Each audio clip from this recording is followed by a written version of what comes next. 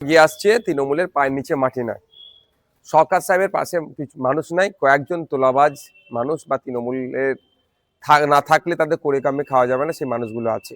এখন সিকিউরিটি বাড়াতে হবে, অ্যাটেনশন ক্রিয়েট করতে হবে, দলের কাছে এটা বোঝাতে হবে যে আমি বিশাল কিছু করছি।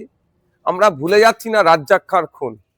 রাজ্জাক খাঁকে যারা মার্ডার করলো, যারা গ্রেফতার হলো, সেই তৃণমূলের নেতারা। এই ঘটনার সাথে তদন্ত হওয়া দরকার। আমিও বলছি তদন্ত হওয়া দরকার। প্রয়োজনে আপনার এনআইএ তদন্ত করুক, বোমাবাজি কারা করছে।